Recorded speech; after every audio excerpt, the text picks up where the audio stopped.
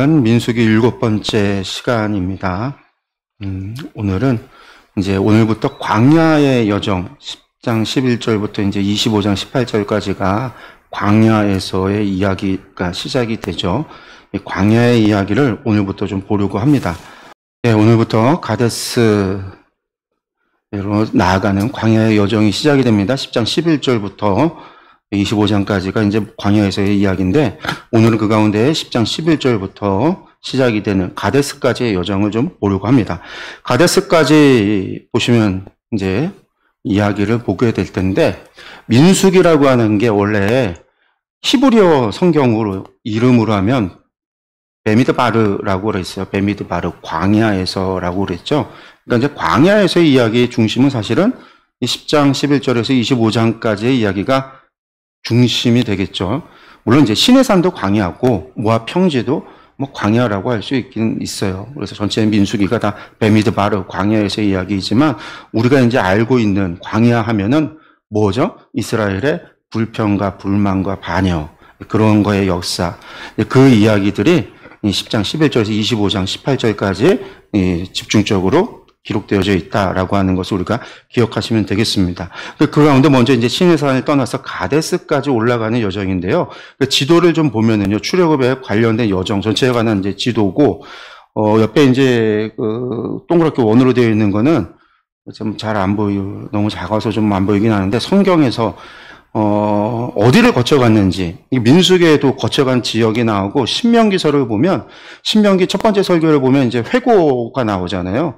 그 광야에서의 삶을 회고할 때 어디를 거쳐갔는지에 대한 회고, 그 지역이 나와요. 그 중요 지역들에 대한 것들을 다 했는데, 먼저 이제 빨간 게 애굽에서 출발해서 1차 목표였던 시내산까지, 그 시내산에서 가데스 바네아가 목표였어요. 그 가데스 바네아까지 가고, 가데스 바네아에서 광야로 가나안 땅으로 올라가야 됐는데, 거기서 이제 불평, 불만, 하나님 앞에 그 40일의 정탐꾼 보낸 다음에 그 40일 동안의 정탐 이후에 보고, 그 일로 인해서 40년 동안 그들이 광야 생활하게 되어지는 게 가데스에서 가나안까지의 여정이 되겠죠. 그러니까 전체적으로 본다면 시내산에서 가데스 바네아까지가 들른 곳이 많아요. 근데 실제로 시내산에서 가데스 바네아까지는요 11일 만에 가요. 11일 만에, 길이 11일 만이에요. 그러니까 위치로 본다면요, 여기가 시내산입니다. 시내산. 그러니까 시내 반도 아래쪽에 있는 저희가 시내산이고요.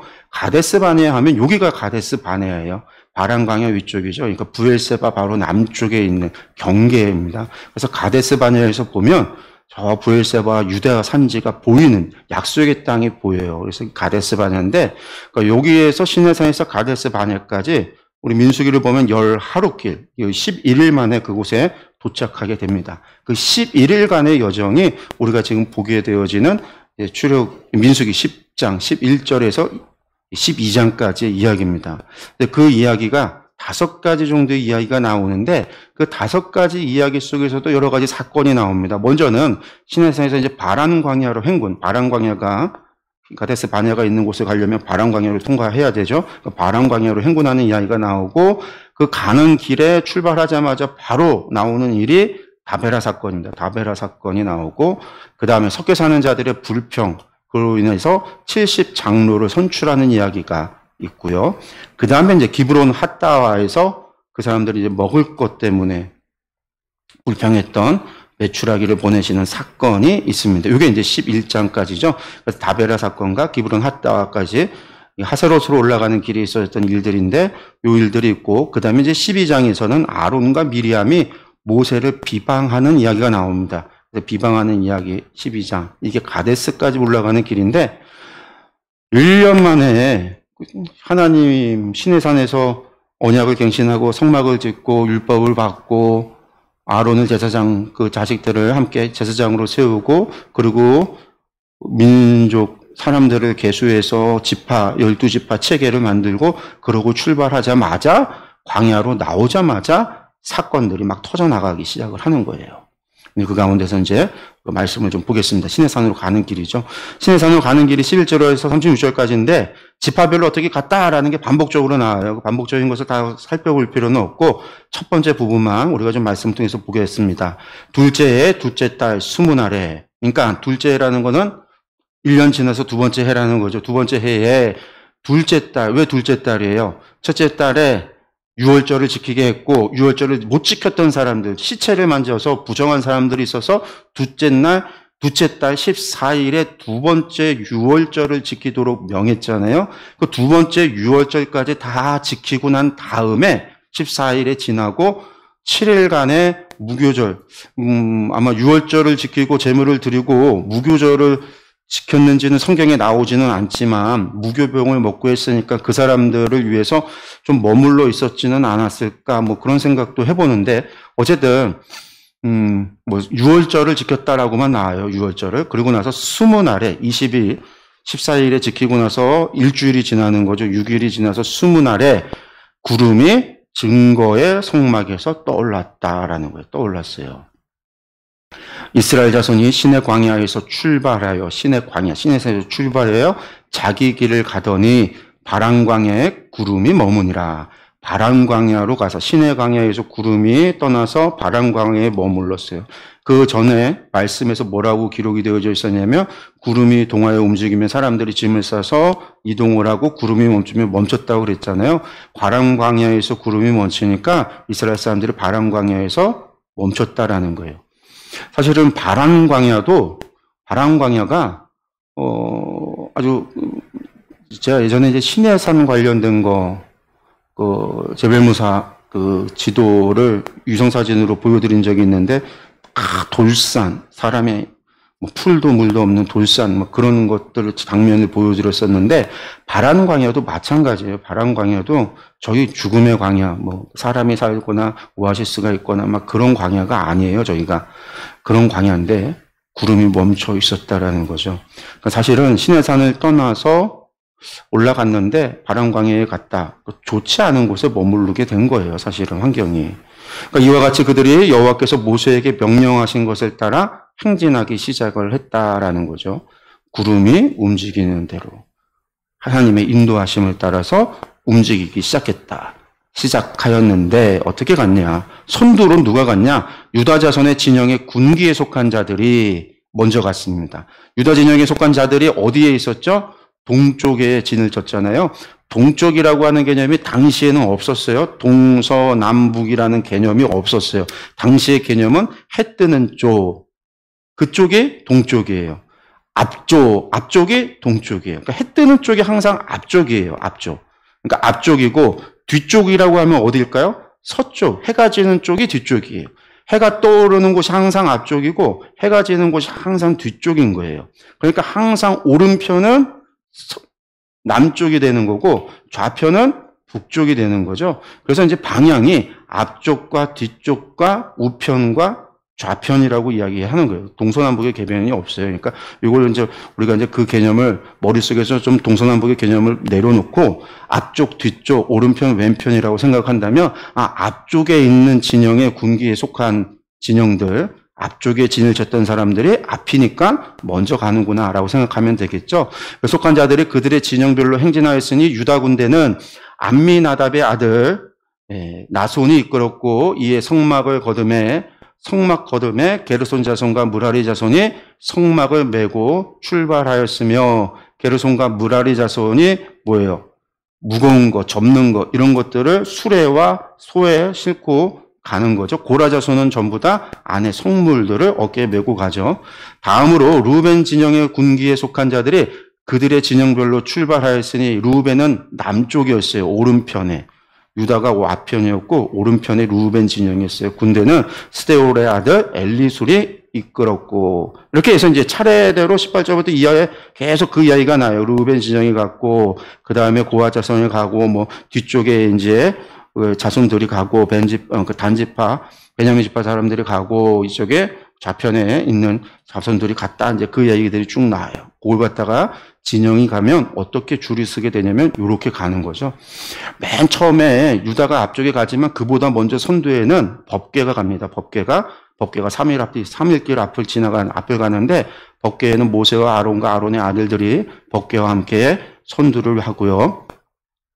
그 다음에 첫 번째 일진이 앞쪽에 있었던 동쪽 진영 유다의 군기를 따라 유다와 이사갈과 스불론이 가고, 이지는 성막, 게르손과 무라리 자손들이 성막과 텐트 이런 거 무거운 것들을 갖다가 달구지 싣고서는 이진이 가고, 남쪽 진영이 루벤과 시므온과 갓지파가 삼진을 이끌고, 사진이 성물을 감당하는 고앗 자손이 가고, 그 다음에 오진이 에브라임과 베냐민, 므낫세가 가고, 북쪽 진영이었던 단지파, 아셀과 납달리가 육진, 북쪽 끝에 위치한다라고 했습니다.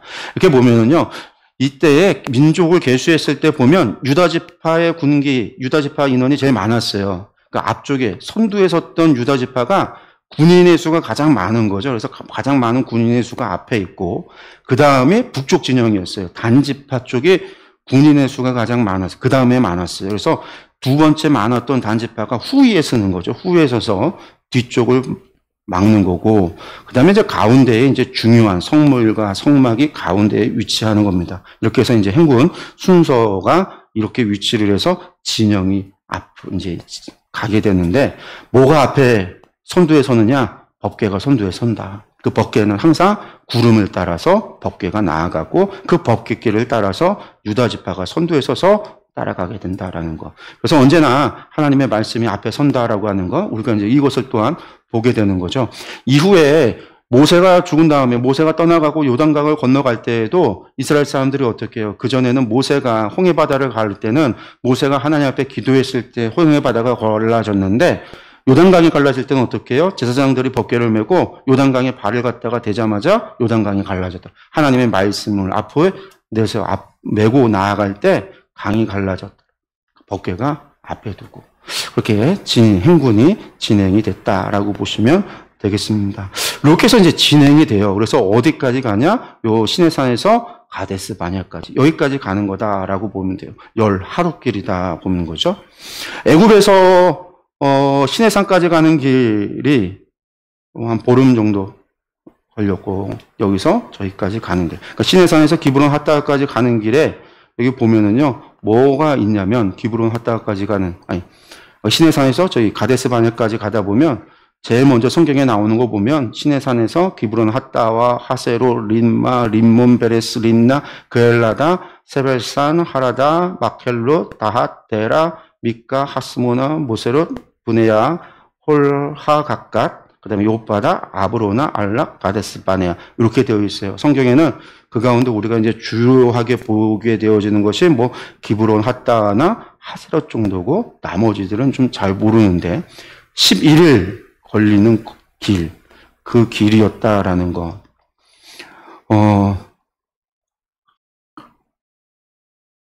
요 까만 게, 지도에 보면 까만 게 당시의 주요 도로라고 그랬잖아요. 유목민들이 다니는 길이기도 하고, 또 장사하는 사람들이, 미디안 장사꾼, 이런 사람들, 장사꾼들이 다니는 길이기도 해요. 그래서 요 길로 다니다 보면 뭐가 있냐면, 사람들이 쉴 만한 곳들이 있어요. 뭐 큰 오아시스는 아니지만 어쨌든 쉴 수 있는 길들이 조금은 있어요. 그래서 해를 피하거나 쉬거나 할 수 있는 길들이 좀 있기 때문에 길이 낮아지는 거거든요. 그래서 이제 시내산에서 가데스 바네까지 올라가는 길이 있잖아요. 저 길을 따라서 올라가게 되는데 10하루 길인데, 이스라엘 사람들이, 근데 200만 명이 넘는 인원들, 그리고 가축들, 그 많은 사람들이 한 번에 다니면서 물을 마시고, 그늘이야 이제 하나님께서 구름 기둥으로 만들어 주시지만, 그렇게 그들이 이동하고 하는 것이 편한 길은 아니에요. 이 바람광야라고 하는 것이 너무나 어려운 길이에요.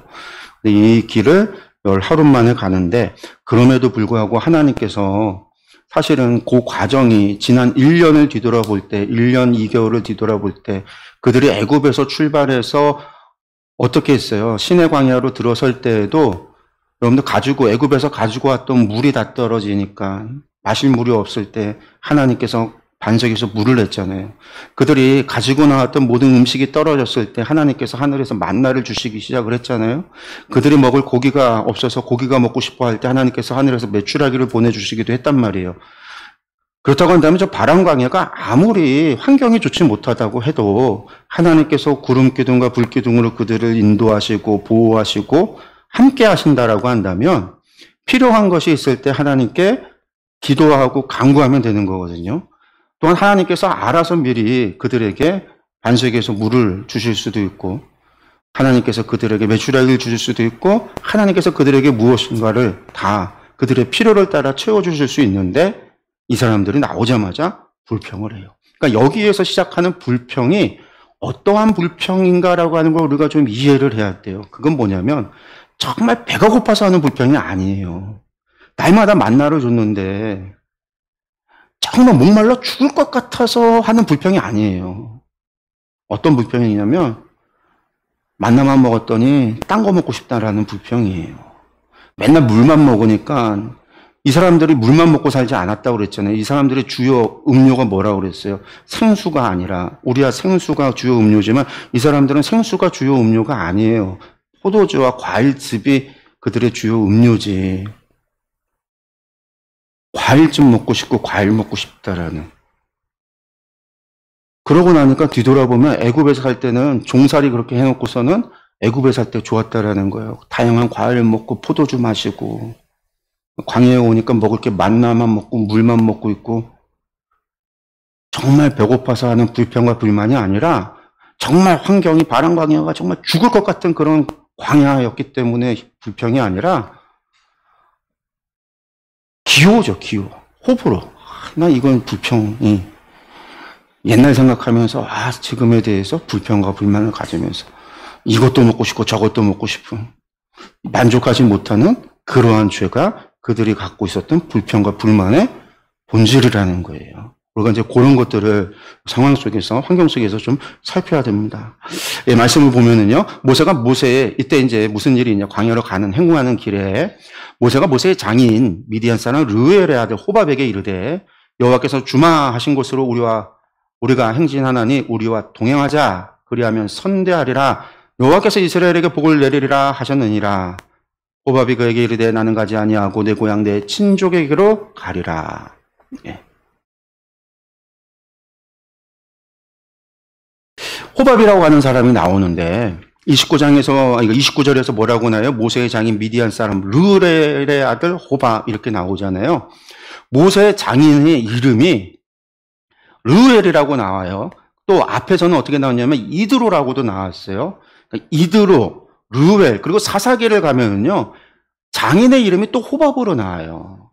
그러니까 이 호밥이, 르우엘의 아들 호밥이 모세의 장인의 아들이냐, 장인이냐, 헷갈려 하는 거죠. 왜냐하면 사사기에 호밥이 모세의 장인이라고 기록되어져 있어요. 사사기가 그렇게 기록하고 있으니까. 근데 왜 그런 이유가 나오냐면, 모세의 장인이라고 되어 있는 이제 히브리어, 저게 이제 호텐이라고 하는 말인데, 이 호텐이라고 하는 말이 장인을 얘기하기도 해요. 명사로 쓸 때는 장인인데, 똑같은 단어가 분사로 쓰이는 경우가 있어요. 분사로 쓰이게 되면은요, 혼인으로 인해서 파생된 모든 관계의 사람. 그러니까 오늘로 이야기한다면 처남이건 그러니까 이제 결혼해서 이제 장인어른의 이제 외삼촌들 아니면 처남이건 그 처가 식구들의 남자 관련된 모든 사람들 있잖아요. 그 모든 사람들을 다 호텐이라고 했어요. 같은 말을 쓴 거예요. 그러니까 저 호텐이라는 단어만 가지고 호밥을 장인이라고 말하기에는 똑같다라고 이야기하기에는 이게 좀 무리가 있는 거죠. 그러니까 장인이 아들이 호밥이다라고 하는 29절의 이야기가 그게 이제 사사기랑 충돌이 되는 게 아니다라고 생각하면 되겠고, 또 고대 근동이 어떤 일이 있냐면 아버지의 이름을 아들에게 물려줘요. 아버지가 죽을 때 아들에게, 장자에게 자신의 이름을 물려줘요. 그래서 아들이 아버지의 이름을 그대로 이어받아서 쓰는 경우가 있어요. 후계자라는 거죠. 그래서 이제 아들 호밥이 맞아요. 그 호밥에게 아들에게, 이드로는 떠나갔어요. 왜냐하면 이드로는 왔다가 모세에게 조언을 하고 떠나갔었고, 그리고 나서 이제 호밥이, 그 아들 호밥이 모세와 함께 머물러 있었는데, 이 호밥이 이제 떠나가려고 하는 거예요. 아버지도 갔고, 이제, 아마도 요때쯤 되면은 이제 시간이 좀 지나면 모세의 아내도 이제 죽지 않았을까. 왜냐하면 나중에 미리암이 모세를 비난하는 원인이 되는 이유가 뭐예요? 모세가 아내가 없어요. 그래서 구스 여인을 취해서 첩으로 삼았단 말이에요. 첩이라기보다는 당시에 나이가 많이 들면 몸의 체온 유지를 위해서 그 여자를 안고 자야 되는 그런 게 뭐 다윗도 그러잖아요. 다윗도 마지막에 나중에 보면 그러는데 왜냐하면 난방이 없기 때문에 사람의 체온으로 젊은 여인의 체온으로 뭐 체온 유지 밤의 체온 유지를 위해서 그렇게 하는 거거든요. 그런 게 고대 근동의 풍습이었단 말이에요. 구스 여인 취한 것 때문에 비난했어요. 그걸 보면 모세의 아내가 아들도 이제 죽은 것은 아닐까 우리가 이제 추측해 볼 수 있는데 이 호밥이 떠나가려고 하는 거예요. 그러니까 이제 모세가 말리죠. 우리랑 같이 가자. 그러면서 우리와 동행하자라고 이야기하는데 이 동행하자라고 하는 말이 레카 이타누라고 하는 말이 아주 강조의 명령형이에요. 그러니까 너는 반드시 우리랑 가자. 그냥 우리랑 동행하자가 아니라 아주 강력하게 권유하는 거예요. 너는 우리와 함께 가야 돼. 제발 우리랑 같이 가줘. 호밥에게 부탁을 하는 거예요. 그 호밥도 나이가 꽤 많았을 텐데. 그런데 이 호밥이 뭐라고 얘기하냐면 그에게 이르되 나는 가지 않고 내 고향 내 친족에게 가겠다. 왜? 자기 아버지도 떠나갔잖아요. 아버지도 떠나갔어요. 아버지가 떠나갈 때 다 식구들 다 데리고 갔고 자기 누이도 있었던 누이도 죽은 것으로 보이고 호밥이 홀라 남았어요. 혼자. 그리고 거기에는 전부 다 자기하고 상관없는 사람들이잖아요. 모세야 자기 민족이고 혹은 애굽에서 왔던 사람들인데 호밥은 그냥 이방인처럼 있는 거잖아요. 그러니까 호밥이 이야기하는 거죠. 다 떠나가고 아버지도 떠나고 다 갔으니까 이제 나도 니들도 이제 출발하고 니들도 약속의 땅으로 이제 가니까 니들이 어떻게 가요? 이 시내 광야를 떠나서 바람 광야를 떠나서 가나안 땅으로 가요. 근데 호밥은 미디안 족속이에요. 미디안 족속은 이 시내 광야, 바람 광야 그리고 이 아라비아 광야 이 광야에서 유목하는 사람들이 미디안 족속이에요. 그러니까 가나안 땅이 아니라 광야에서 사는 사람이 이 사람들인데 자기 땅을 떠나고 가나안 땅으로 간다니까 그래 이제 니들은 이제 다 됐으니까 하나님과 언약도 맺고 너희들이 성막도 짓고 하나님의 영광도 임하고 다 됐으니까 이제 가 나도 이제 내 고향으로 돌아갈래. 내 친족에게로 돌아갈래. 나도 갈래. 어쩌면 향수병이 도졌을지 가족들이 보고 싶을지 호밥도 나이가 많이 들었으니까 나이가 많이 들수록 또 고향이 생각이 나잖아요. 친척이 생각이 나고 물론 호밥의 식구들은 같이 있었겠죠. 아내나 자식들은 같이 있었을지 모르지만 있었겠죠. 근데 호밥이 가지 않고 남겠다라는 거예요. 그랬더니 모세가 그러지 말라. 모세가 청하건대 우리를 떠나지 마소서. 당신은 우리가 광야에서 어떻게 진칠지를 안 하니 우리의 눈이 되리이다. 왜? 미디안 사람이에요. 모세도 40년 동안 이 광야에서 양을 쳤던 사람이지만 호밥은 평생을 이 광야에서 살았던 광야의 전문가란 말이에요. 우리의 눈이 되리라. 그래서 우리와 동행하면 여호와께서 우리에게 복을 내리시는 대로 우리도 당신에게 행하리이다. 하나님께서 우리에게 복을 내리시는 대로 우리도 당신에게 복을 내리겠다. 복을 주겠다. 참대해요. 그래서 호밥이 결국은 모세의 권유로 호밥이 남게 돼요. 모세와 함께하게 돼요. 그래서 나중에 사사기를 보면은요, 그 호밥이 사사기를 보면 약속의 땅, 가나안 땅에 들어가서 땅을 분배받게 돼요. 아예 이스라엘 민족이 함께 이스라엘의 구성원이 되는 거죠. 어차피 이스라엘도 이민족, 다민족이 연합체잖아요. 애굽에서 떠나올 때 많은 민족들이 같이 연합됐던 것처럼 이 호밥도 결국은 이스라엘과 함께 그 땅, 이 광야를 같이 살아갔고 아마도 모세, 레위 이 사람들, 이 지파 이 사람들과 같이 행동했겠죠. 그러면서 결국은 약속의 땅에 들어가서 하나님의 백성이 되는 사람이 호밥이라고 하는 사람이 돼요. 이 사람의 가문이 기업을 받게 되는 거예요. 하나님께.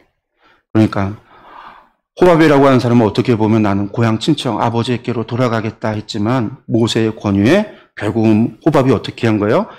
자기의 본토 친척 아비의 집을 떠난 거죠. 아브라함이 본토 친척 아비 집을 떠나서 하나님께서 명하신 곳으로 갔던 것처럼 호밥도 자기의 친척과 아버지의 집과 자신의 땅을 떠나서 약속의 땅으로 들어간 사람이 호밥이다. 우리가 기억하면 좋을 것 같습니다. 그 다음에 이제 그들이 여호와의 산에서 떠나 3일길을 갈 때에 여호와의 언약궤가 그 3일길에 앞서가며 그들의 쉴 곳을 찾았고 아까 그랬죠. 법궤가 모세와 아론과 그 아들들이 법궤와 함께 먼저 3일기 앞에 가고요. 그들이 진영을 떠날 때 낮에는 여호와의 구름이 그 위에 덮였었더라. 괴가 떠날 때에는 모세가 말하되 여호와여 일어나사 주의 대적들을 흩으시고 주를 미워하는 자가 주 앞에서 도망하게 하소서 하였고, 괴가 쉴 때에는 말하되 여호와여 이스라엘 종족들에게로 돌아오소서 하였더라.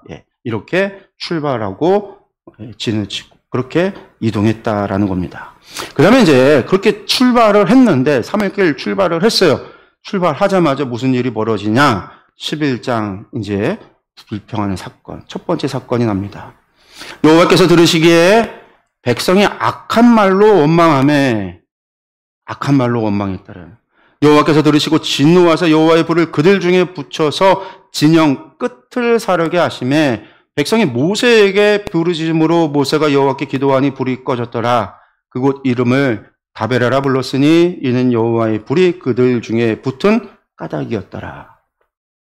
진영 끝이 아까 봤잖아요. 진영 끝이 누가 있었어요? 북쪽 지파, 단 지파 군기 아래 아셀과 납달리 지파가 있었던 게 진영 끝이었단 말이에요. 혹은 뭐라고 얘기하냐면 어떤 사람들은 12지파가 있었고 그 뒤에 잡족들, 이민족들, 지파 안에 들어오지 못했던 이민족들이 있었다. 이렇게 견해가 있어요.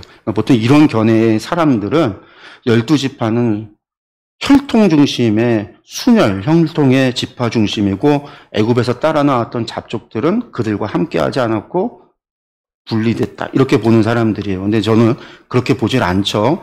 다 섞여 있었다라고 그랬어요. 그 증거가 갈렙이라고 수없이 수차례 말씀을 드렸고요.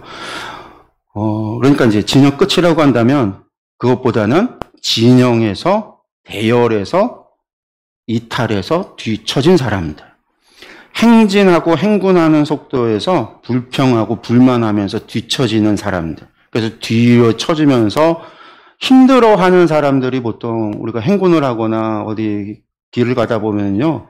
뒤처지잖아요. 저희가 이제 옛날에 동의선교회 학회 저희가 이제 여름마다 몸붕이라는 걸 해요. 하루에만 몇십 킬로씩 걷는 그런 걸 행사를 그런 운동 걸 하는데 같이 가다 보면요. 꼭 뒤로 처지는 사람들이 있어요. 힘드니까 몸이 따라오지 못해서 뒤처지는 사람들이 늘 있어요. 군대가 아니니까 뭐 자유롭게 걷는 거니까 뒤처질 수밖에 없죠.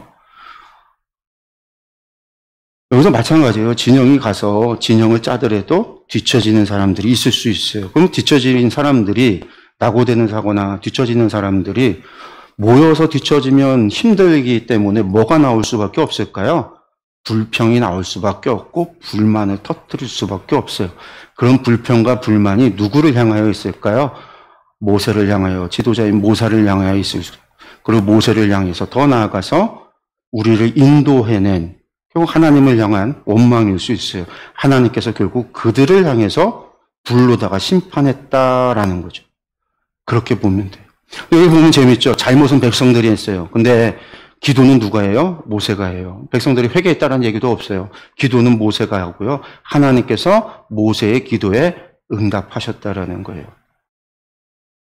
이 다베라는요, 기브론 핫다와 도착하기 전에 위치한 겁니다. 시내산과 기브론 핫다와 사이에 있었던 사건이에요. 근데 기브론 핫다도 정확하게 어디인지는 정확하게 알 수 없어요. 우리가 이제 지도상을 잠깐 보면은요, 아까 여기가 시내산이고 저 위에가 가데스 바네인데 하세롯이라고 하는 것이 있는데 바로 위죠. 시내산에서 조금만 올라가면 하세롯인데 요 중간에 가데스 바네, 그러니까 기브론 핫다가 있어요. 그러니까 다베라는요, 그거보다 더 가까운 거죠. 그러니까 시내산 떠나서 바로 있었던 사건이 다베라다 보면 돼요. 그러니까 이것도 마찬가지예요. 떠나서 뭐 한 일주일 행군했다, 뭐 그게 아니에요. 하루 정도 걸었는데, 한마디로 생각하면 하루 정도 걸었는데 하루 걷고 나니까 힘들어. 둘째 날 걷는데 오전 걷고 나니까 힘드니까 그때 뒤처지기 시작해서 둘째 날부터 뒤처지기 시작해서 둘째 날 오후쯤부터 떠들고 불평하고 원망 쏟아내고 우리가 그랬다 정도로 생각하면 돼요. 이게 무슨 힘들고 막 천리행군해서 얼마나 오래도록 그래서 힘들었던 게 아니라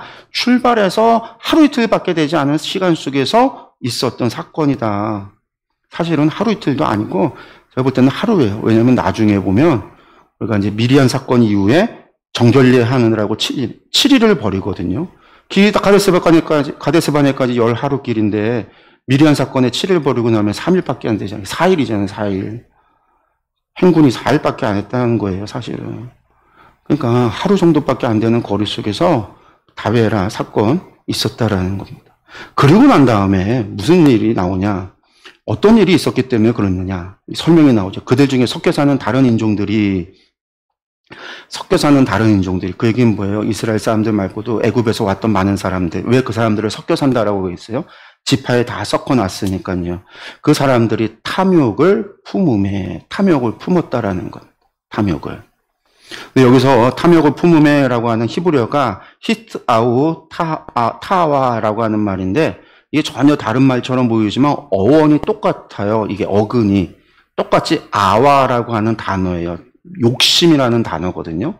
이 욕심의 단어를 변형시켜서 두 개가 같이 연속으로 사용된 건데, 히브리어에서 연속으로 두 개 반복이 되면요, 그게 강조거든요. 강조. 그들이 욕심을 탐냈다라는 뜻이에요. 욕심을 탐냈다. 아주 탐욕을 아주 강력하게 품었다. 근데 그 탐욕이 뭐냐? 뒤에 나오잖아요. 이스라엘 자손도 다시 울며 이르되. 그러니까 불평하는 소리를 들으면서 같이 불평했다라는 거예요. 뭐라고 불평했냐? 누가 우리에게 고기를 주어 먹게 하랴. 배고파서 했다라는 게 아니에요. 배고파 죽겠어서 우리에게 먹을 것을 누가 주랴. 그게 아니라 만나만 먹었더니 질려서 우리에게 누가 고기를 줄까? 이런 얘기를 했다라는 거예요. 우리가 애굽에 있을 때는 값없이 생선과 오이와 참외와 부추와 파와 마늘들을 먹은 것이 생각나거늘. 이게 뭐죠? 이게 도대체 무슨 얘기예요? 저기서 참외라고 하는 건 우리 참외가 아닙니다. 이건 코리안 메론, 우리나라 코리안 메론은 참외는 전 세계에서 우리나라 사람들만 먹는다고 그러죠. 외국에서는 안 먹어요. 외국에서 참외하면 멜론을 얘기하는 거예요. 멜론. 오이나 멜론은 전부 다 수분이 많잖아요. 수분 섭취에 필요한 과일이에요. 제가 아까 얘기했잖아요. 생수 먹는 게 아니라 과일즙을 먹고, 과일을 먹고, 포도주를 먹고, 그게 그들의 먹는 수분이에요. 나일강에서 생선 잡아 고기 먹고, 파와 마늘 같은 경우는 소금이 대신에 이게 향신료거든요. 음식의 맛을 낼 수 있는. 근데 이놈의 만나만 있지, 소금도 없죠, 설탕도 없죠, 마늘도 없죠, 향신료도 없어요. 맨날 꺼먹으면 똑같은 맛만 맨날 먹어요. 1년 동안 먹었는데 지금 광야에 나와서 그 하루 이틀 만나 먹은 거 못 참아서 하는 얘기인 거예요. 그 1년 동안 못 참고 왜 1년은 잡아놓고 왜 한 이틀 못 참았냐는 거예요. 이것들이 하는 얘기가 애굽에 있을 때는, 그때는 종돼서 다 죽게 생겼다고 그렇게 하나님 앞에 부르짖어 살려달라고 그래놓고 하는 얘기가, 광야 나와서 하는 얘기가 애굽에 있을 때는 생선도 먹고 오이도 먹고 멜론도 먹고 부추도 먹고 파도 먹고 마늘도 먹었거든. 우리의 음식에 마늘 향도 써서 먹고 막 이런 맛을 내서 먹었거나 이러는 거죠. 이제는 우리의 기력이 다하여 이 만나 외에는 보이는 것이 아무것도 없다. 기력이 다하긴 뭘 다해요. 만나 먹고 40년을 살았어도 성경이 뭐라고요? 이 사람들이 옷이 헤어지지 않고 신발이 닳지 않고 이 사람들 건강했잖아요. 이스라엘 사람들이. 근데 기력이 다해요. 거짓말도 이런 거짓말이 어디 있어요. 하나님이 주시는 음식에 대해서 엄청난 불평과 불만을 터뜨리면서 먹을 것을 배고파서 하는 게 아니라 배가 불러서 하는 이야기죠. 이것을 모세에게 따진 거예요. 모세에게. 모세가 하나님께 이야기했죠. 모세가 여호와께 여짜오되 어찌하여 주께서 종을 괴롭게 하시나이까. 이 의미는 뭐예요? 하나님 왜 이것들의 지도자를 세워서 왜 저로 하여금 이렇게 힘들게 합니까? 이런 소리 듣게 이 나이에 차라리 저를 좀 데려가 주세요. 어찌하여 내게 주의 목전에서 은혜를 입게 하시고 이 모든 백성을 내게 맡기사 내가 그 짐을 지게 하시나이까. 이 모든 백성을 내가 배웠나이까? 내가 낳았나이까? 어찌 주께서 내게 양육하는 아버지가 젖먹는 아이를 품듯 그들을 품에 품고 주께서 그들의 열조에게 맹세하신 땅으로 가라 하시나이까? 왜 이 엄청나게 많은 사람을 다 저에게 책임지라 하십니까? 주께서 내게 이같이 행하실진대 구하옵나니 내게 은혜를 베푸사 즉시 나를 죽여 내가 고난당함을 내가 보지 않게 하소서. 모세가 얼마나 심적으로 힘들고 괴로웠으면 이랬을까요? 사람들이 그냥 불평과 불만만 터뜨린 게 아니에요. 나중에 보면 모세를 죽이려고 몇 번을 그러거든요. 사람들이 돌로 치려고도 하고 모세에게. 얼마나 괴로웠으면 하나님 앞에 차라리 저를 죽여달라고 그럴까요? 죽여달라는 게 은혜를 베풀어 달라는 거예요. 하나님 저에게 은혜를 베푸사 저를 좀 죽여주세요. 이게 지금 다베라 사건이에요. 다베라 사건. 아까 불사른 것, 그 이유를 설명해주고 있는 거예요. 왜 무슨 일이 있었느냐. 떠난 지 하루 만에 혹은 이틀 만에, 이틀도 아니고 하루 정도였을 것 같아요. 제 생각에는. 왜 그 하루 만에 이런 일들이 벌어졌느냐. 하나님이 말씀하십니다. 여호와께서 모세에게 이르시되 이스라엘 노인 중에 내가 알기로 백성의 장로와 지도자가 될 만한 자 70명을 모아 내게 데리고 와 회막에 이르러 거기서 너와 함께 서게 하라. 장로 70명을 모아라. 너 혼자 못하니까 장로 70명 세워서 지도자를 세우고 내가 강림하여 거기서 너와 말하고 내게 임한 영을 그들에게 임하게 하리니 그들이 너와 함께 백성의 짐을 담당하고 너 혼자 담당하지 아니하리라. 너 혼자 하지 않게 해줄게. 또 백성에게 이르기를 너희의 몸을 거룩히 하여 내일 고기 먹기를 기다리라. 그래, 고기 먹고 싶다고 그랬지. 내가 고기 먹게 해줄게. 그 대신에 하나님이 주는 거니까 선물이잖아요. 그러니까 몸을 거룩히 하라는 거예요. 오늘 불평하고 불만하고 불살라 죽었잖아요. 그러니까 어떻게 해야 돼요? 몸을 정결하게 씻고 거룩하게 준비해서 내일 하나님이 주실 선물 먹을 것을 준비하라라는 거예요. 너희가 울며 이르기를 누가 우리에게 고기를 주어 먹게 하랴. 애굽에 있을 때 우리에게 좋았다 하는 말이 여호와께 들렸으므로 여호와께서 너희에게 고기를 주어 먹게 하실 것이라. 하나님이 여호와가 고기를. 하나님 어떤 분이시냐? 하나님은 행하시는 것을 통해서 여호와가 누구신지를 너희가 알게 하겠다. 고기를 먹여주겠다. 하루나 이틀이나 닷새나 열흘이나 20날만 먹을 뿐이 아니라 냄새도 싫어요. 질리도록 먹게 하겠다. 한 달 동안 먹게 하겠다. 너희가 너희 중에 계시는 여호와를 멸시하고 그 앞에서 울며 이르기를 우리가 어찌하여 애굽에서 나왔던가 함이라. 너희가 그랬기 때문에 하나님께 멸시했다라는 거죠. 불평과 불만 터뜨리고 했던 거예요. 그러니까요, 모세가 하나님 앞에 이야기해요. 모세도 못 믿어요. 하나님 말 같은 소리를 하세요. 모세의 이야기가 그거예요.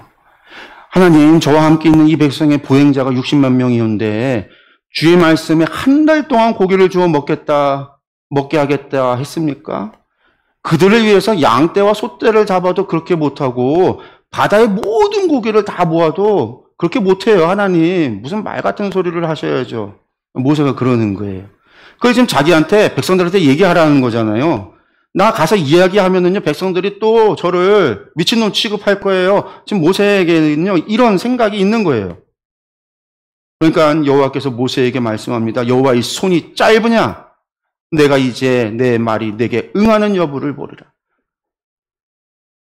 여호와의 손이 짧으냐? 여호와의 손이 짧아 너를 구원하지 못함이 아니지 않느냐? 하나님의 능력이 없느냐?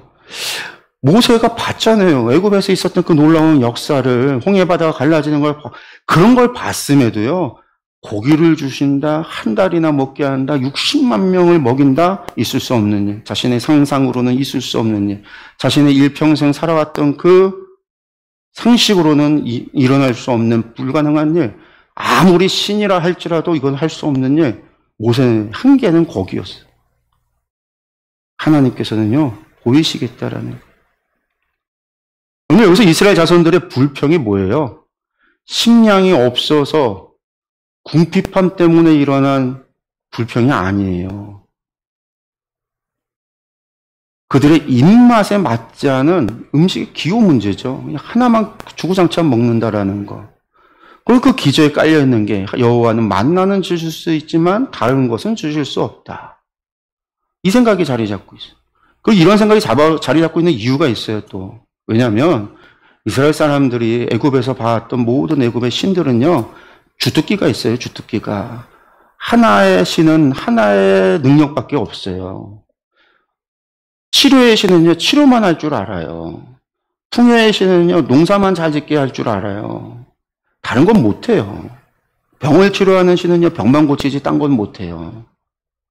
그 모든 신들은 전능의 개념이 아니라 하나의 능력만 있어서 나의 필요를 따라서 신들을 골라, 베스킨라빈스 아이스크림 31을 고르는 재미가 있는 게 아니라 그들은 자신들의 욕구를 따라서 신들을 골라가는, 섬기는 그러한 신앙생활을 했단 말이에요. 왜? 신들은 전부 다 자기의 주특기를 가지고 자신들의 하나의 능력만 가지고 있으니까.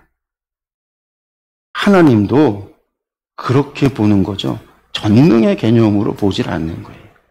그리고 그 기저에는요, 여호와 외에 다른 신이 없다라는 것, 하나님만이 유일하신 하나님이시다라는 것, 아직도 그것이 바뀌지 않은 거예요.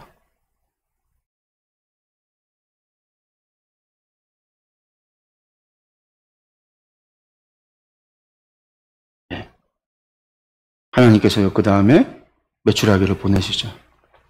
제가 아까 설명을 좀 잘못했어요. 그러니까 다베라 사건 이후에 기브론 핫다와 사건, 지금 기브론 핫다와 사건인데, 다베라 사건 이후에 이 일들이 계속해서 연속으로 이어지는 일들이다라고 설명을 했어야 되는데, 다베라에서 있었던 일이라고 제가 지금 11장 4절에서 30절 이야기를 했어요. 11장 4절에서 30절은 기브론 핫다, 다베라를 떠나서 기브론 핫다와에 왔을 때 일이에요. 그 사이에 계속해서 이스라엘 썩고 사는 자들이 가지고 있었던 불평의 본질이 뭐냐? 끝나지 않은 거죠. 다베라에서의 불평이 끝나지 않은 거예요. 그게 이어지고 있었다라는 거죠. 이제 그렇게 설명을 해야 되는데 설명을 좀 잘못 드렸어요. 네, 어쨌든 그 다음에 이제 메추라기를 보내십니다. 바람이 여호와에게서 나와, 여호와께서 바람이 나와서 바다에서부터 메추라기를 몰아 진영 곁 이쪽 저쪽 그 진영 사방으로 각기 하루길 되는 지면 위 2규빗쯤에 내리게 한지라. 바다에서부터 메추라기를 몰아서 바람 광야에서 시내산에서 바람 광야로 갔으니까 아마 아카마만 그쪽에서부터 바람이 불어서 메추라기를 몰아왔다라는 거죠. 메추라기는 산에 살잖아요. 산에 숲이 있어야 메추라기가 있잖아요. 바람 광야에서는 숲이 없어요. 그러니까 당연히 바닷가 쪽에 숲에 있었던 메추라기를 그곳에서 바람이 불어서 몰아왔다라는 거예요. 근데 얼마나 많이 왔느냐?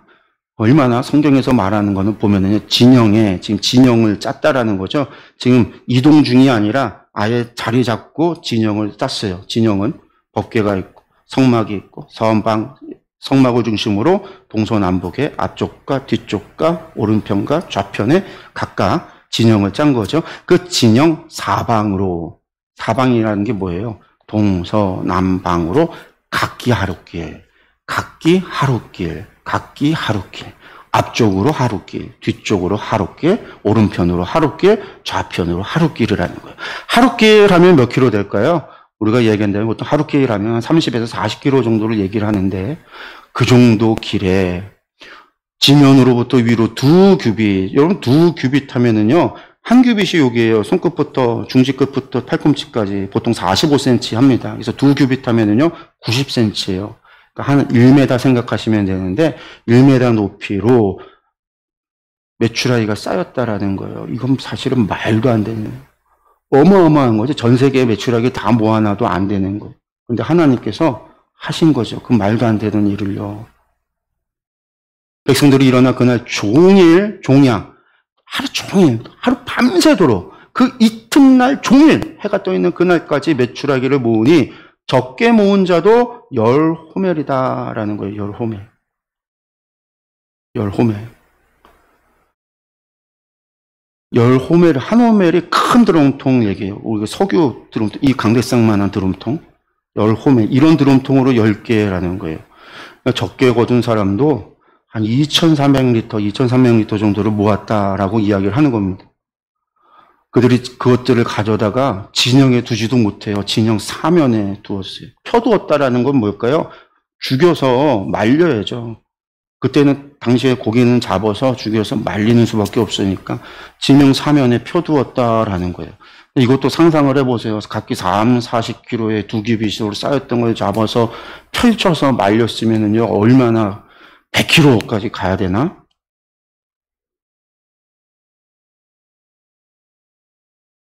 그러니까 이게 아마 실제로 그만큼에 온 건 아니지만 이게 이제 표현하는 사람들이 당시 상황에서 엄청나게 많은 양에 왔다라는 거고, 중요한 거는 각기 한 10호멜의 메추라기를 잡았다라는 걸 이야기하는 거죠. 그리고 이제 그것을 먹어요. 먹는데 고기가 아직 이 사이에 씹히기 전에, 고기가 잡았다라는 얘기는, 먹었다라는 얘기는 뭐예요? 잡아서 말리고 말리는 것도 있고 그 일을 잡아서 말리고 하고 이제 고기를 먹자고 요리를 했을 거 아니에요. 요리를 해서 먹는. 그러니까 그 시간들을 하나님께서 두고 보신 거죠.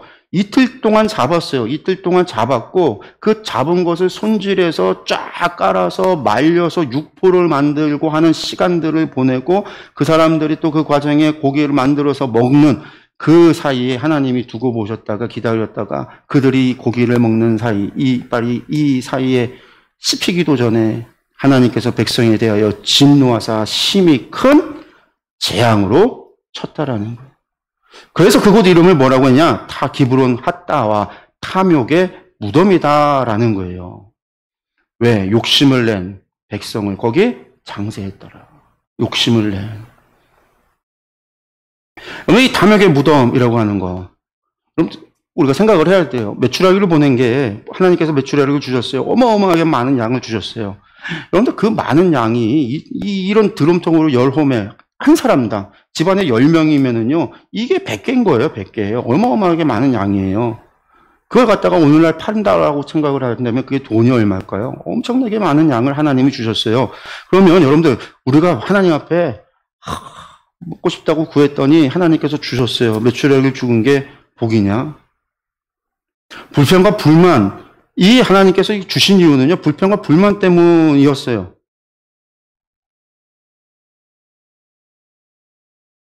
하나님께서 그들에게 주시는, 응답하시는 게, 하나님께서 그들에게 메추라기를, 그들이 먹고 싶다는 걸 들어주실 때, 그래, 내가 너희에게 은혜와 복을 주겠다라는 게 아니라, 표준 서번역 보면은요, 한번 먹어봐라! 이렇게 표현을 했어요. 먹고 뒤져봐라.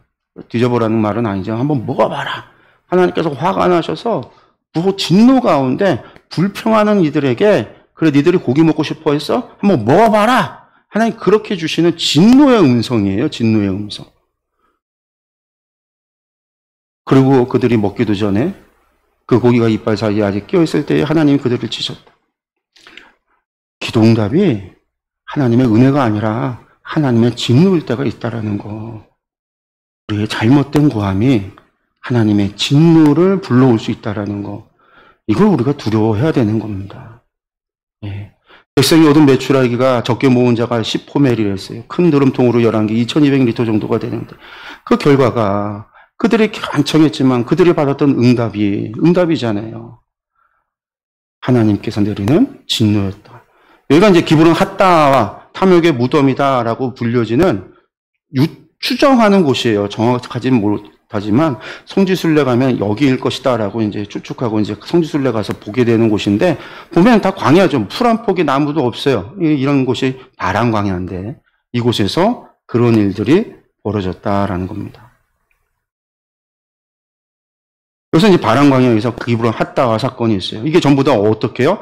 다베라 사건부터 시작해서 기브론 핫다까지요. 동시에 일어났다라고 보시면 돼요. 다베라에서 블루다 하나님이 심판했는데 거의 하루 만에 일어난 사건이고 거기를 다베라를 떠나서 또 하루 정도 가서 기브론 핫다가 벌어졌다고 생각하면 돼요. 왜? 하세로까지 가깝거든요. 근데 이게 기브론 핫다에서 메추라기 주느라고 이틀 벌이잖아요. 날짜가 또 시간이 가요. 이 기브론 핫다가 하루 만에 또 있었다 보면 되는데 다베라에서 불평과 불만이 끝난 게 아니었던 거예요. 뒤처졌던 뒤에 있었던 사람들이 불평하고 불만해서 불르다가 하나님 심판했음에도 이스라엘 사람들이 뿐만 아니라 섞여다녔던 그 사람들, 그 광야에 있었던 사람들 가운데 뭐 했다라는 거예요? 하나님을 향한 두려움을 갖지 못했어요. 불르다 하나님의 심판을 받음에도 두려운 마음을 사라지고 도리어 뭐예요? 먹는 걸 가지고 이야기하다가 이스라엘 사람들도 같이 먹는 것을 먹을 게 없어서 그런 것이 아니고 배가 고파서 그런 게 아니라 기호 옛날에 그래서 애굽에 있을 때가 더 좋았었는데 하나님 왜 우리를 이곳으로 인도해내서 그리고 그 공격이 실제로 자신들을 인도하고는 리더였던 모세를 향하여 공격이 간 거죠. 하나님께서 그들의 그 탐욕, 욕심을 탐하는 그 탐욕을 하나님께서 보라요 탐욕의 무덤이다라고 기브론 핫다라 이름 짓고 그곳에서 심판하신 사건이 바로 11장의 이야기입니다. 이것이 전부 다 며칠 되지 않아서 시내산을 떠나서 시내산 떠날 때만 해도 얼마나 영광스러웠어요. 하나님의 영광이 나팔을 불고 하나님의 구름이 움직이는 얼마나 그 이적이에요. 날마다 만나가 하늘에서 내리고 구름이 움직이면 그 움직이는 걸 따라서 이동을 하고 그렇게 해서 움직여지는 이스라엘 백성 날마다 경험하는 하나님의 이적과 기적인데 날마다 경험하는 것도 날마다 경험하다 보니까 감사할 줄 모르는 거죠. 하나님을 향한 경외함을 잃어버리니까. 이러한 하나님을 멸시하고 모독하고 범죄하게 되는 죄를 범하고 말았다라는 거. 우리가 그것을 기억했으면 좋겠습니다. 그 다음에 이제 12장이 아론과 미리암이 모세를 비방하는 사건이 나옵니다. 기브론 핫다를 떠나서 아론과 미리암. 이게 리더십의 문제가 발생을 해요. 모세를 향한 공격들이 계속 있었는데 이제 또 그의 누이와 형이 모세를 이때 이제 주도적인 역할을 한 사람이 누구냐면 미리암이에요. 미리암. 누이였던 미리암이 주도적으로 모세를 비방하고 나섭니다. 참 마음이 아프고 속상했을 것 같은데 이때 하나님께서 모세의 편을 들어주시죠. 그래서 이 이야기가 12장의 이야기인데 오늘은 여기까지 하고 12장의 이야기는 다음 시간에 저희들 같이 보도록 하겠습니다. 네, 오늘 가데스까지 가는 여정에서 출발해서 한 2, 3일 되지 않은 그 짧은 여정 가운데 있었던 실제로는 바람광야가 아무리 힘들고 어렵고 나쁜 상황, 환경이라고 해도 그것이 절대적인 것이 아니다. 이스라엘 사람들에게 있어서는 하나님께서 함께 하시고 그들에게 먹을 것을 주시고 물을 주시고 하나님께서 그들과 함께 하셨는데 그들이 그것을 은혜로 족한 줄 모르고 헛된 것을 구하고 불평과 불만 속에서 탐욕을 부리다가 벌을 받았다라고 하는 사실들을 우리가 좀 기억하면서 우리가 그래서 자족할 줄 알아야 되는 거죠. 사도 바울이 이야기했던 것처럼 부한데 저할 줄도 알고 낮은 데 거처할 줄도 알고 언제나 내가 모든 상황 속에서 모든 일체에 처할 수 있는 비결을 얻었다라고 이야기했던 바울처럼 우리가 늘 자족하고 하나님 앞에 함께 하시는 것만으로 감사하고 그 감사함으로 하나님께 늘 고백하고 찬양하며 예배하며 하나님과 동행한다면 하나님께서 우리의 모든 필요를 채워주신다라는 것. 그건 예수님의 약속이기도 해요.